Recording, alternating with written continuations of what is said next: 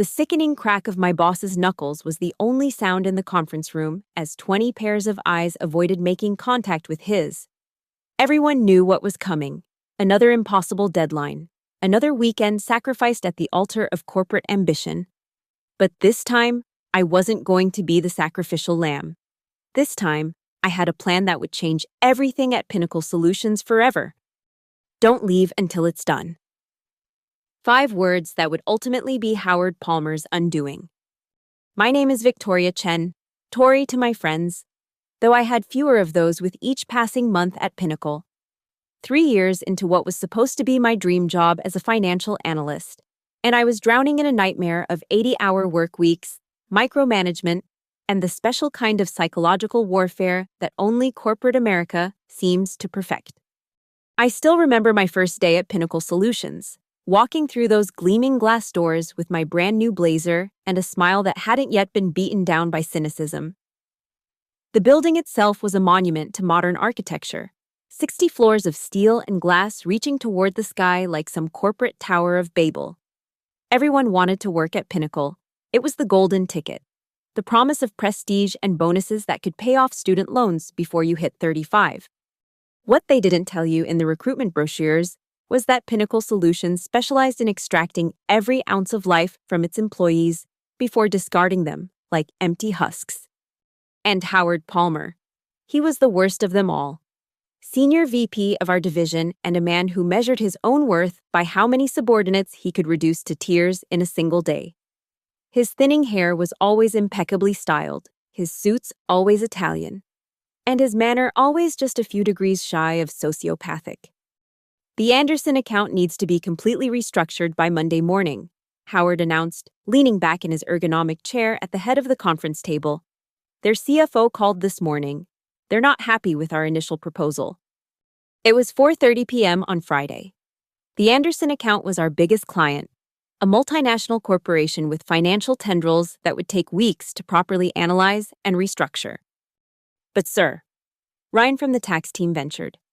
The initial proposal took our entire department 3 weeks to compile. Howard's smile didn't reach his eyes. And now you have the weekend to fix it. I've already promised Anderson we'll deliver a complete overhaul by 9 a.m. Monday. Don't leave until it's done. The room deflated like a punctured balloon. Weekend plans evaporated, family dinners canceled, children's soccer games that would go unwatched. All because Howard had promised the impossible to impress a client. I watched my colleagues shuffle out of the conference room, shoulders slumped in defeat. My own weekend plans had included nothing more exciting than laundry and catching up on sleep.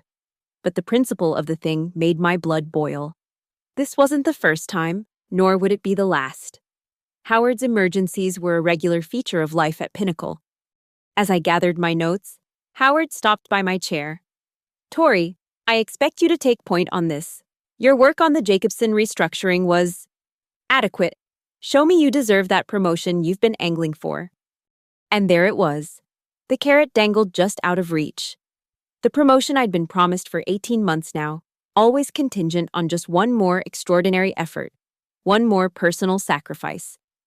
Of course, Mr. Palmer, I replied, the model of professional decorum while internally calculating just how many labor laws were being violated in this single conversation. I returned to my desk. A glass-walled cubicle that offered the illusion of privacy while ensuring management could monitor your every move.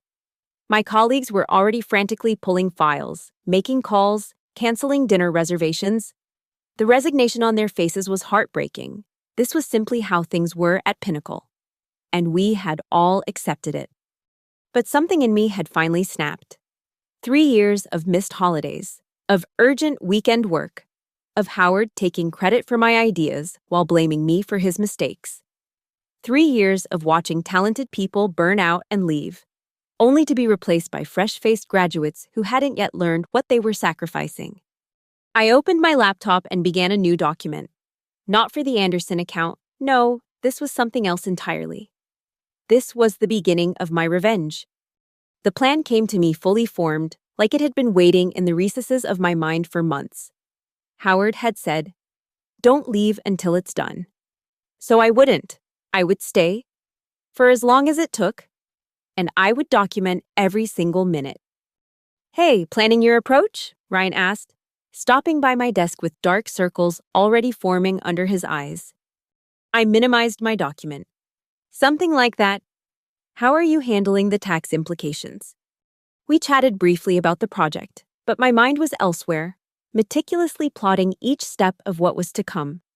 As the office slowly emptied of all but the most dedicated or most fearful employees, I sent a carefully worded email to my personal account, then settled in for what would be the longest weekend of my professional life. By 8 p.m. Friday, only 12 of us remained, spread across the vast open floor. The cleaning crew moved silently around us, emptying trash cans and wiping down surfaces. I caught Maria, who had been with the company for 20 years, giving me a sympathetic look as she vacuumed near my desk. "Another late night, Miss Victoria?" she asked in her lilting accent. "I'm afraid so. Maria, don't worry about my area. I'll be here a while." She shook her head. "That man works you too hard. My son. He worked like this at his company. Now he has the ulcers. And for what? The boss still fired him when the company needed to save money." Her words hit closer to home than she could have known. Pinnacle had gone through 3 rounds of layoffs in the past year, always after demanding superhuman efforts from the same employees they would eventually discard. As Friday night deepened into early Saturday morning, my colleagues began to drift away one by one. Some had families who couldn't be ignored indefinitely. Others simply reached their breaking point. By 2 a.m., only 5 of us remained. Myself, Ryan, Shannon from legal, Priya from accounting, and Zach, a junior analyst who was clearly terrified of disappointing Howard. "Anyone want another coffee run?" Shannon asked, her voice raspy with fatigue. "I'm starting to see double." "I'll come with you," I offered, needing to stretch my legs and clear my head. The elevator ride to the lobby was silent, both of us too tired for small talk. The building's cafe was closed, of course, but there was a 24-hour diner across the street that had kept many a Pinnacle employee fueled during these marathon sessions. "Do you ever wonder if this is worth it?" Shannon asked as we waited for our order of coffees and greasy breakfast sandwiches that would serve as dinner. "The job or this specific hellish weekend?" I replied. "Both. Either." She rubbed her eyes, smearing what remained of her mascara. "I missed my daughter's ballet recital tonight. She's 7. Do you know what she said when I called to apologize? 'It's okay, Mommy. I know your boss is more important.'" The words hung between us, heavy with implications neither of us wanted to face. "It won't always be like this," I said, not believing it myself. "Things will change." Shannon's laugh was hollow. "Sure they will. And Howard will suddenly develop human empathy." Back at the office, our colleagues accepted the coffee gratefully. We ate at our desks, the sound of keyboards clicking the only conversation. I was making progress on the Anderson account, that much was true. But I was making even more progress on my other project. Saturday morning arrived with no fanfare, just the gradual lightening of the sky visible through the floor-to-ceiling windows. Around 7 a.m., Howard himself made an appearance, looking freshly showered and irritatingly well-rested. "Progress report," he demanded, not bothering with greetings. We each took turns explaining where we stood. When it was my turn, I described the financial models I was recalibrating, the projections I was adjusting. Howard nodded, seemingly satisfied, but then added, "I expected more by now. Tori, perhaps that promotion was premature after all." The familiar sting of his casual cruelty was almost comforting in its predictability. "I'll pick up the pace, Mr. Palmer. See that you do. I'll be checking in periodically throughout the weekend." And with that, he was gone, presumably to enjoy his Saturday while we remained chained to our desks. "What a bastard," Ryan muttered once the elevator doors closed. No one disagreed. By Saturday afternoon, we had established a rhythm. Work, coffee, bathroom break, repeat. Zach had fallen asleep at his desk twice, startling awake each time with panic in his eyes. Priya had gone through an entire pack of antacids, her stomach audibly protesting the stress and caffeine. I maintained my dual focus, making enough progress on the Anderson account to avoid suspicion while methodically building my case. Every email, every request, every impossible demand was carefully documented and time-stamped. When darkness fell again on Saturday night, our numbers had dwindled further. Ryan had received a call that his son had a fever of 102, and even fear of Howard couldn't compete with that. Shannon left shortly after, her hands shaking from exhaustion as she gathered her things. "I'll be back first thing tomorrow," she promised, though none of us had the heart to hold her to it. That left just Priya, Zach, and me, 3 solitary figures in a sea of empty desks. "You should both go home," I told them around midnight. "Get some real sleep. I've got this covered for a few hours." Zach looked tempted, but shook his head. "Howard specifically mentioned my part of the presentation. If it's not perfect, he'll destroy me." Priya just smiled grimly. "My husband is out of town with the kids this weekend anyway. Might as well be here as home alone." So we continued our vigil, the hours bleeding into one another as Saturday became Sunday. Sometime around 3 a.m. I stood up to stretch and caught sight of our reflections in the darkened windows. 3 pale ghosts illuminated by the blue light of our screens, haunting the corporate landscape. We looked like casualties of some invisible war. And in a way, we were. Sunday morning brought another brief appearance from Howard, this time with his golf clubs visible in the back of his luxury car as he pulled into his reserved parking space. I watched from the window as he strode into the building, wondering if he even registered the irony of interrupting his leisure time to check on our forced labor. "I'm impressed you're all still here," he said, though his tone suggested it was the bare minimum he expected. "Let me see what you've got." We presented our progress, each of us fighting to keep our eyes open and our thoughts coherent. I had strategically left a few obvious errors in my section, nothing that would damage the actual proposal, but enough to draw Howard's criticism. He didn't disappoint. "This projection is completely off. Tori, are you even trying? Fix it and make sure the rest of your work isn't this sloppy. I expected better from you specifically." I apologized profusely, playing the role of dedicated but exhausted employee to perfection.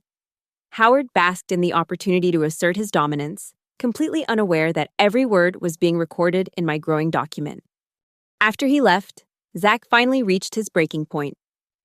"I can't do this anymore," he said, his voice cracking. "I haven't slept in 36 hours. I can't think straight." "Go home, Zach," I said gently. "Get some rest." "But Howard—" "I'll cover for you. Say you had a family emergency if he asks. Go." The relief on his face was painful to witness. Once he was gone, Priya looked at me questioningly. "You should go too," I told her.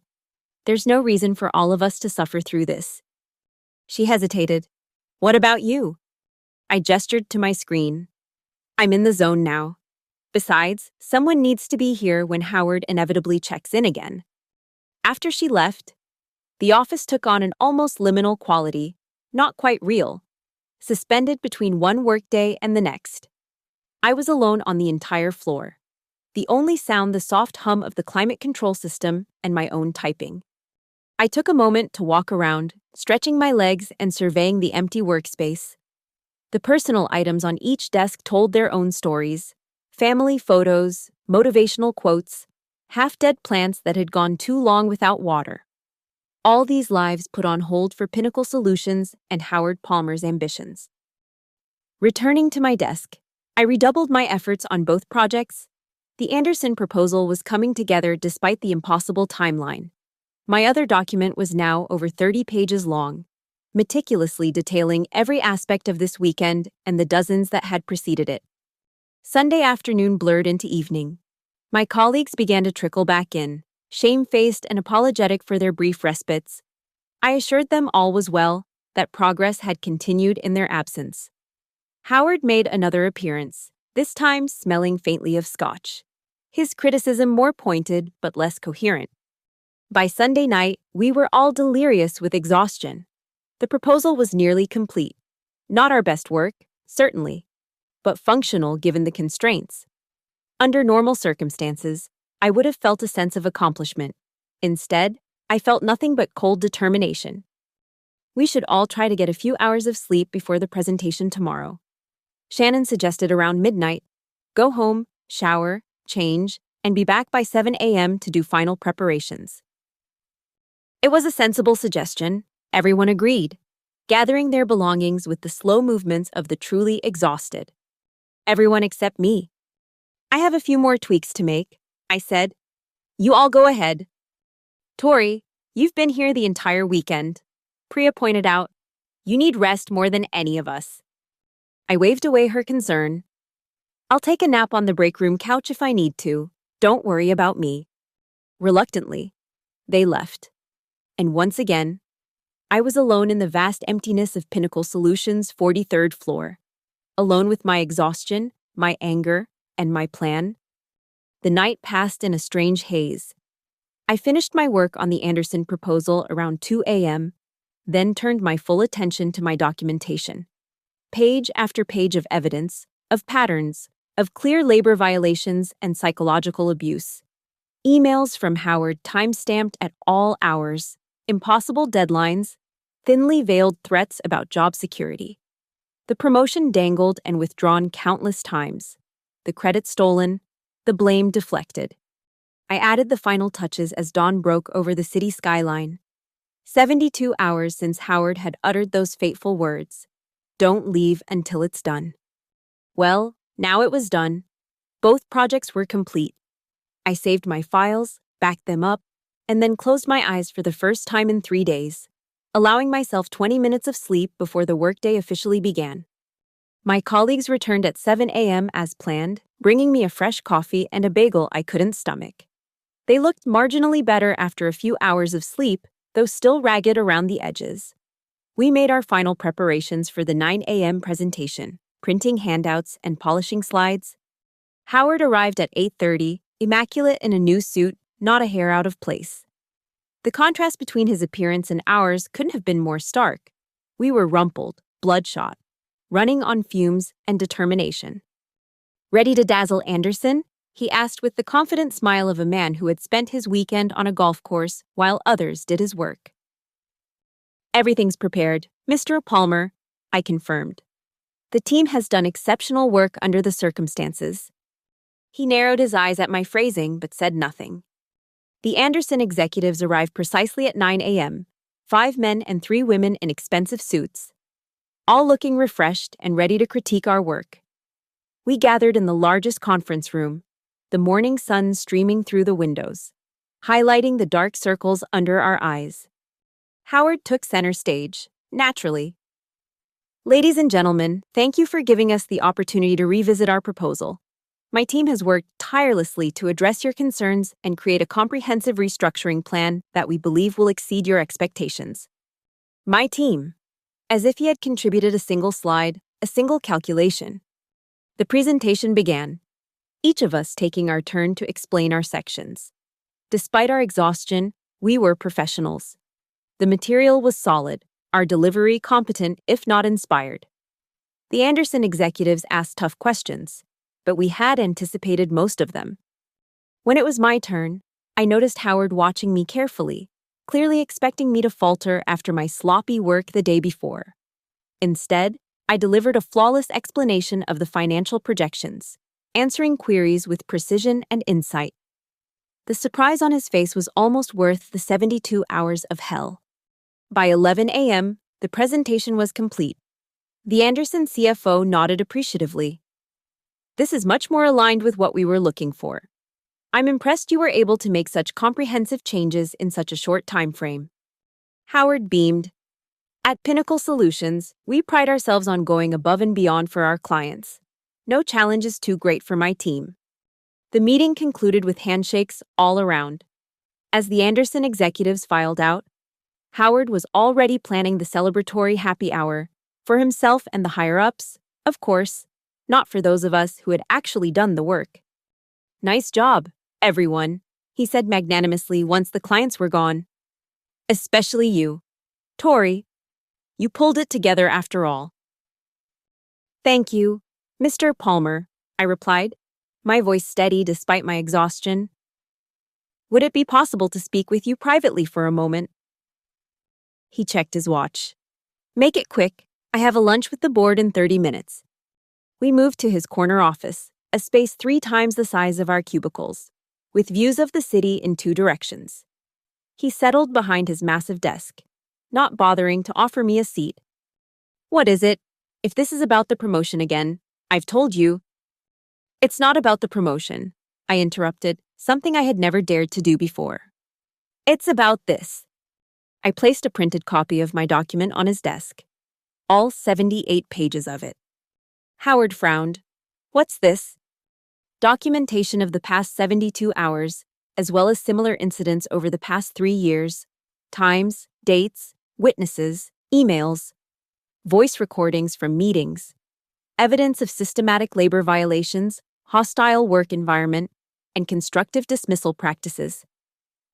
His face went from confusion to anger in seconds. Is this some kind of joke or a threat? Neither. It's a courtesy copy. The original has already been sent to the Department of Labor, the State Labor Board, our corporate legal department, HR, and the CEO. Oh, and my lawyer, of course. Howard stood up so quickly, his chair rolled back and hit the window. You're fired, effective immediately. Security will escort you out. I smiled for the first time in 3 days. That would be retaliation, Howard. Added to the already impressive list of violations. But I'm not staying anyway. I quit. You think anyone will believe you? It's your word against mine, and I'm a senior VP. It's not just my word. Everyone who worked this weekend has provided statements. And there are others, former employees who've agreed to come forward, the cleaning staff who've witnessed these marathon sessions for years, the timestamps on the file servers, the badge records showing entry and exit times. His face had turned an alarming shade of red. Get out of my office. Gladly. But you should know. I've also sent copies to every major client of Pinnacle Solutions, including Anderson. They were particularly interested to learn about the working conditions behind their rushed proposal. That was when Howard completely lost control. You stupid bitch! Do you have any idea what you've done? You've destroyed your career. No one will hire you after this. I felt strangely calm as I recorded his tirade on my phone. Thank you for that additional evidence, Howard. I'm sure the legal team will find it enlightening. I walked out of his office and past my colleagues, who were watching with wide eyes. I stopped at my desk long enough to collect my few personal items, then headed for the elevator. Ryan caught up with me before I reached it. Tori, what happened? Howard looks like he's about to have a stroke. I just fulfilled his instructions, I said simply. He said don't leave until it's done. It's done now. The elevator doors opened and I stepped inside, turning to face the office that had consumed 3 years of my life. My colleagues were gathering, whispering, some looking afraid, others hopeful. Check your emails, I called as the doors began to close. You'll understand everything. As the elevator descended, I felt the weight of exhaustion finally settle on me. 72 hours without real sleep. 72 hours of meticulous documentation and work. But also, finally, 72 hours that would change everything. For me, for my colleagues, and especially for Howard Palmer. By the time I reached the lobby, my phone was already buzzing with messages from coworkers who had opened my email. A condensed version of what I had given Howard, with instructions on how they could add their own experiences if they chose to. I walked through the gleaming glass doors of Pinnacle Solutions for the last time, stepping into the sunlight of a Monday morning. I had no job. Possibly no career in finance if Howard's threats held any water. But I had something more valuable, my dignity and the satisfaction of knowing that justice was finally in motion. 3 days later, I was still sleeping off my exhaustion when my phone rang. It was Shannon. You're not going to believe what's happening, she said without preamble. Howard's been placed on administrative leave pending investigation. The CEO himself came down to our floor to apologize and promise changes. And there are rumors that Anderson is threatening to pull their business unless there's a complete overhaul of management practices. I sat up in bed, suddenly wide awake. Really? That's not all. HR has been scheduling meetings with everyone. They're asking about working conditions, overtime, all of it, and they seem to actually be listening. The news continued to unfold over the following weeks. Howard was officially terminated after the investigation confirmed my allegations. Pinnacle Solutions implemented new policies on overtime, weekend work, and management conduct. Several other executives who had enabled or participated in the toxic culture were also let go. As for me, I received a settlement offer from Pinnacle that included back pay for all uncompensated overtime hours, a severance package, and, most valuably, a non-disparagement agreement that ensured Howard couldn't blacklist me in the industry. I didn't go back to Pinnacle, of course. But contrary to Howard's threats, my career wasn't over. The story of what happened spread through the financial industry grapevine, and while some doors closed to me as a troublemaker, others opened. Companies that were genuinely committed to ethical practices and work-life balance sought me out, impressed by my stand against a toxic system. 6 months after those 72 hours, I accepted a position at a smaller firm with a reputation for treating its employees like actual humans. My first weekend there, my new boss specifically instructed everyone to go home and rest, that the work would still be there on Monday. I sometimes think about Howard, about what he might be doing now. Part of me hopes he learned something from his downfall, that he's become a better manager, a better person. The realistic part of me doubts it. Men like Howard rarely change, they just find new victims. But his former victims at Pinnacle Solutions? They've changed. Shannon told me recently that she hasn't missed a single one of her daughter's recitals since that weekend. Ryan got promoted into a leadership role and has become known for his fair treatment of his team. Even Zach, the terrified junior analyst, found his voice and has become an advocate for workplace reform. As for me, I still work long hours sometimes. That's the nature of finance. But now it's by choice, not coercion. I'm valued for my contributions, not my willingness to sacrifice my life for a corporation. Howard's 5 words, "Don't leave until it's done," were meant to trap me in a cycle of exploitation and fear. Instead, they became the catalyst for liberation, not just for me, but for everyone who had suffered under his reign. Sometimes, the most powerful form of revenge isn't about hurting the person who hurt you. It's about ensuring they can never hurt anyone else the same way again. It's about transforming a broken system into something better. It's about staying just long enough to gather the evidence, build your case, and then walking away when it's truly, finally done. 72 hours, 3 days that changed everything, the longest weekend of my life, and the most important, the weekend I decided I was done. I think about that glass tower sometimes, wondering if the people inside are still working themselves to exhaustion for the promise of promotions that never materialize. But then Shannon sends me pictures of her daughter's latest recital, or Ryan mentions his team's normal working hours, and I know that something fundamental has shifted. Howard Palmer told me not to leave until it was done, never imagining that what would be done was his career, his power, his ability to exploit good people for his own advancement. He never imagined that his words would become the permission I needed to stay just long enough to gather irrefutable evidence of years of abuse and mistreatment. He never imagined that those 5 words would be the beginning of his end. But I did, and that made all the difference.